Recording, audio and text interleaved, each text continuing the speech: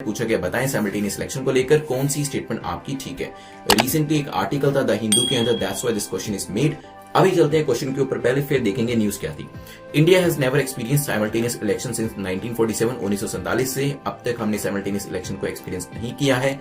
Simultaneous election was proposed by election commission इन 1983, 1983 के अंदर इसे प्रपोज किया गया था इलेक्शन कमीशन के द्वारा। Simultaneous election could reduce the expenses and could facilitate the engagement of security forces better in other internal security purposes. तो यहाँ पे क्या होगा, खर्चा भी कम होगा और जो सिक्योरिटी फोर्सेस है उनका बेटर तरीके से इस्तेमाल किया जा सकेगा। सोचिए।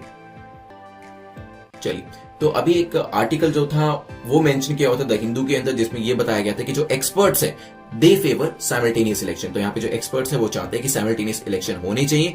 सो पूरे का पूरा अगर आर्टिकल पढ़ेंगे तो उसके अंदर साइमल्टेनियस इलेक्शन जो था इसकी अच्छाइयां लिखी हुई थी। तो यहां से आप डेफिनेटली कुछ पॉइंट्स उठा सकते हैं, क्योंकि मेंस के अंदर साइमल्टेनियस इलेक्शन के ऊपर क्वेश्चन पूछा जा सकता है और इवन इंटरव्यू के अंदर भी ये चीज पूछी जा सकती है आपसे। अगर हम प्रीलिम्स की बात करें तो प्रीलिम्स के अंदर अगर क्वेश्चन पूछा जाएगा तो कुछ इस तरीके से ही होगा। अगर बात करें तीसरी स्टेटमेंट को सबसे पहले टारगेट करो, क्योंकि ये सबसे इजी स्टेटमेंट है। साइमल्टेनियस इलेक्शन से क्या होगा, खर्चा कम होगा। काफी कॉमन सेंस वाली बात है, तो यस खर्चा कम होगा और जो सिक्योरिटी फोर्सेस को बार बार परेशान करना पड़ता है, डिप्यूट करना पड़ता है, वो चीज नहीं होगी। और जो सिक्योरिटी फोर्सेस है वो इंटरनल सिक्योरिटी के जो पर्पस या मैटर होते हैं उसके अंदर बेहतर तरीके से ध्यान दे पाएंगी। थर्ड स्टेटमेंट आपकी करेक्ट हो जाती है।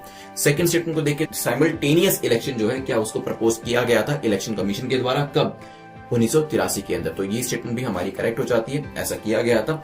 Second statement is also correct. और जब second statement third statement correct हो गई तो पहली को तो करेक्ट होने का सवाल ही नहीं उठता है एज पर द ऑप्शन। तभी मैं कहता हूं ऑप्शन को जरूर देखते रहा करिए, आंसर क्या हो जाएगा, डी। चलिए, अब आती है इंटरेस्टिंग फैक्ट जानने की बारी। अगर आप नीति.gov.in पे देखेंगे, वैसे भी काफी सारी वेबसाइट्स पे आपको ये डेटा मिल जाएगा, द हिंदू के अंदर भी मेंशन किया गया था।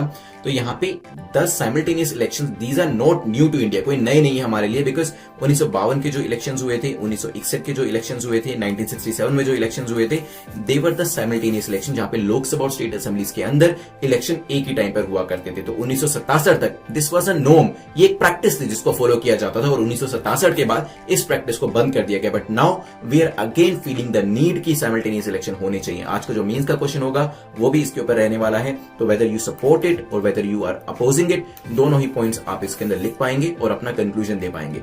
चलिए, सो मैंने आर्टिकल आपको बता दिया, तो डेफिनेटली काफी सारे एक्सपर्ट्स होंगे जो इसको सपोर्ट करेंगे, काफी सारे लोग होंगे जो इसके अपोजिशन में भी बोलेंगे।